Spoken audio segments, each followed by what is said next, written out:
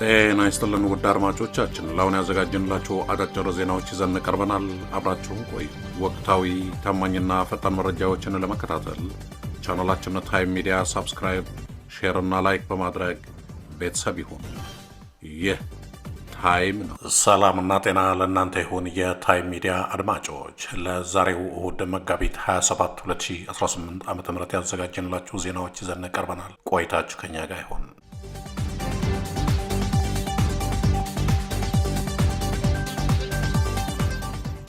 የኢትዮጵያ መንግስት በተባበሩት መንግስታት ድርጅት የሰብአዊ መብቶች ምክር ቤት በባለቤትነት በተያዙ የፍልስጤም ግዛቶች የሚካሄዱ የእስራኤል ስፍራዎችን በሚያወግዝ የውሳኔ ሀሳብ ላይ ተቃውሞ ድምፅ መስጠቷ በአገር ውስጥና በውጭ ዲፕሎማሲያዊ ክበቦች ከፍተኛ መነጋገሪያ ሆነዋል።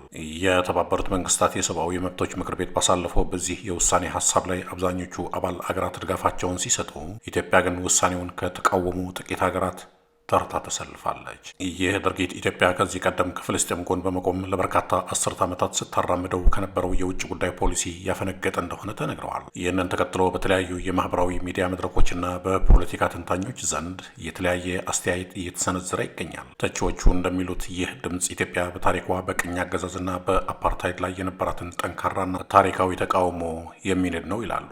ብዙዎች መንግስት ለምን አቋሙን ለመቀየር እንደወሰነ ግልጽ ማብራሪያ እንዲሰጥ እየጠየቁ ይገኛሉ።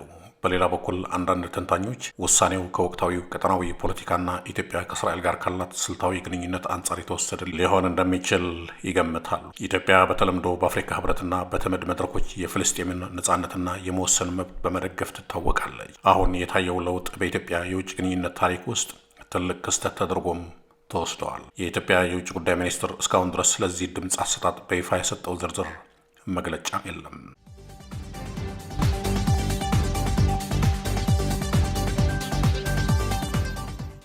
በአፋር ክልል በሚሌ ወረዳ የሚገኙ የአካባቢ አመራሮች በቢሮዎቻቸው ውስጥ ሳይቀር በፌዴራል ልዩ ኃይል ጥብቅ ጥበቃ እየተደረገላቸው መሆኑን የሚያሳዩ መረጃዎች መውጣታቸው በአካባቢው ከፍተኛ መነጋገሪያ ሆነዋል። በቅርቡ በኢንተርኔትና በማህበራዊ ሚዲያ የተሰራጨ ምስል እንደሚያሳየው ከብልጽግና ፓርቲ የተውጣጡ የአካባቢው አመራሮች የዕለት ተዕለት የቢሮ ስራቸውን በሚያከናውኑበት ወቅት ሳይቀር የታጠቁ የፌዴራል ልዩ ኃይል አባላት በቅርበት ሆነው ጥበቃ ሲያደርጉላቸው ተመላክተዋል። ይህ እርምጃ በአነስተኛ የአስተዳደር እርከን ላይ በሚገኙ አመራሮች ዘንድ ያልተለመደና እጅግ አስገራሚ ሆኖ ተገኝተዋል። በተለይም ለከፍተኛ የመንግስት ባለስልጣናትና ለከባድ የጸጥታ ስጋቶች ብቻ የሚሰማራው የፌዴራል ልዩ ኃይል በወረዳና በቀበሌ ደረጃ ለሚገኙ አመራሮች ጥበቃ እንዲያደርግ መመደቡ በአካባቢው ያለውን የጸጥታ ሁኔታ አሳሳቢነት ቁልጭ አድርጎ የሚያሳይ ነው።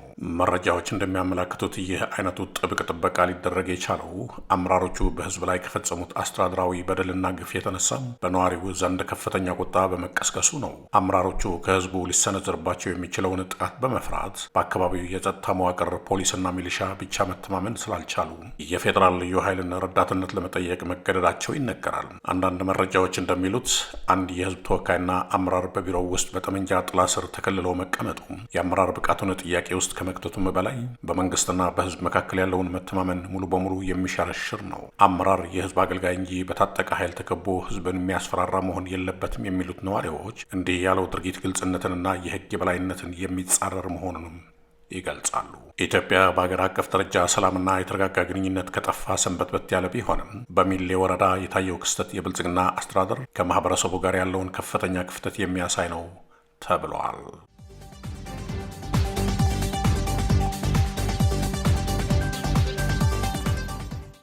ባይቶና ጊዜያዊ አስተዳደሩ ፈርሶ ብሔራዊ የአንድነት መንግስት እንዲመሰረት ጠየቀ። በአቶ ኪዳነ አመነ የሚመራው የታላቋ ትግራይ ብሔራዊ ባይቶና ባወጣው መግለጫ በትግራይ ክልል ያለው ጊዜያዊ አስተዳደር የስልጣን ዘመን ከእንግዲህ ማብቃቱን በይፋ አውጇል። ፓርቲው በመግለጫው እንዳመለከተው ጊዜያዊ አስተዳደሩ በፕሪቶሪያው የሰላም ስምምነት መሰረት ለ9 ወራት ብቻ እንዲቆይ ታስቦ የተመሰረተ ቢሆንም ላለፉት 3 ዓመታት ያለአግባብ በስልጣን ላይ ቆይተዋል ሲል ወቅሰዋል። ባይቶና አክሎም ይህ አስተዳደር የተፈናቃዮችንና የይዞታ ጥያቄዎችን መመለስ፣ ባንኮችን ሙሉ በሙሉ ማስከፈት፣ በቂ በጀት ማምጣት እንዲሁም እንደ መድኃኒትና ነዳጅ ያሉ መሰረታዊ አቅርቦቶችን ማረጋገጥ ባለመቻሉ ትግራይ ለከፋ ፖለቲካዊና ኢኮኖሚያዊ ቀውስ ተዳርጋለች ብለዋል። በተለይም የመንግስት ሰራተኞች፣ መምህራንና የጤና ባለሙያዎች ደሞዝ ተከልክለው በከፍተኛ የረሃብ አደጋ ላይ መውደቃቸውን ፓርቲው በክስ መልክ አቅርበዋል። ጊዜያዊ አስተዳደሩ የትግራይን አንድነት ከመገንባት ይልቅ አቅሞችን በመበታተንና እንደ ጠላት መሳሪያ በመሆን ለተጋሩ ጥፋት እየሰራ ነው ሲል የገለጸው ባይቶና መፍትሄው አስተዳደሩ በአስቸኳይ ፈርሶ በምትኩ ሁሉም የትግራይ የህልውና ኃይሎች የሚሳተፉበት ብሔራዊ የአንድነት መንግስት መመስረት እንደሆነ አሳስበዋል። በተጨማሪም በ2012 ዓ ም የተመረጠው መንግስት በፕሪቶሪያ ስምምነት የፈረሰና የስልጣን ዘመኑ ያበቃ በመሆኑ እንደ አማራጭ ሊወሰድ እንደማይችልና ያንን መንግስት ለመመለስ መሞከር የህዝብን ሉዓላዊነት መጣስ እንደሆነ በመግለጫው ተጠቅሰዋል። ይህ አዲስ የሚመሰረተው ብሔራዊ የአንድነት መንግስት የተበታተነውን የትግራይ አንድነት የሚሰበስብና የህልውና ትግሉን በብቃት የሚመራ መሆን እንዳለበት የጠቆመው ባይቶና እንዲህ አይነቱ አሰራር በብዙ የዓለም ሀገራት ተሞክሮ ውጤት እያመጣ መሆኑን በመጥቀስ ሁሉም ወገኖች በዚህ የጋራ መድረክ እንዲሳተፉ ጥሪ አቅርበዋል። ባይቶና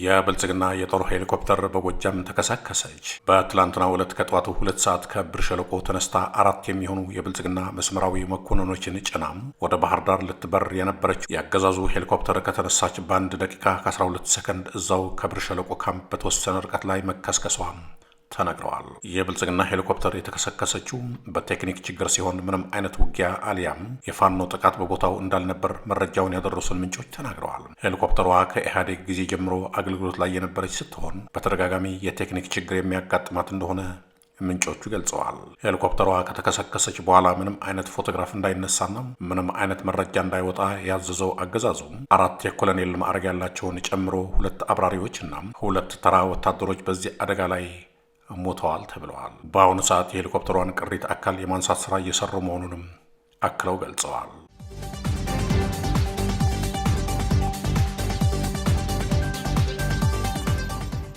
በአልቡኮና በወሬል ወረዳዎች ላይ በተደረገ ውጊያ 35 ያገዛዙ ወታደሮች ሞትና ቁስለኛ ተደረጉ። በአፋብን ሚኒሊክ እዝ 104ኛ ኮር አብሬዎችና በኮሩ ስር 25ኛ ክፍለ ጦር አርበኞች በጋራ በመሆን ትላንት መጋቢት 26 ቀን 2018 ዓ.ም በአልቡኮ ወረዳና በወሬል ወረዳዎች ውስጥ በጠላት ላይ በወሰዱት የተቀናጀ የመከላከልና የመልሶ ማጥቃት እርምጃ ታላቅ ድል መቀናጀታቸውን እዙ በላከው መረጃ አስታውቋል።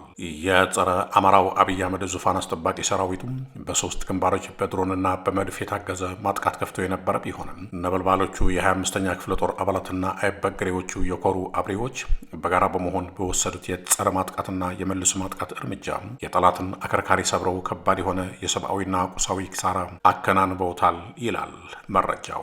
የኮሩ አሃዶች ልዩ የውጊያ ብቃታቸውን ባሳዩበት በዚህ ተጋድሎ 15 የአገዛዙ ወታደሮች ሲገደሉ 20 ወታደሮች ደግሞ ቁስለኛ መደረጋቸውን እዝ ገልጸዋል። በተጨማሪም በተጋድሎ 10 ክላሽንኮቭ መሳሪያ፣ 1200 የብሬን ተተኳሽ፣ 2000 የክላሽ ተተኳሽ፣ 10 ወታደራዊ ሻንጣዎች እንዲሁም በርካታ የጦር ሜዳ የመጀመሪያ ሕክምና እርዳታ መስጫ ቁሳቁሶች በፋኖ ቁጥጥር ስር ውለዋል ሲል ሚኒሊክ እዝ በህዝብ ግንኙነት መምሪያው መረጃ ጨምሮ ገልጸዋል።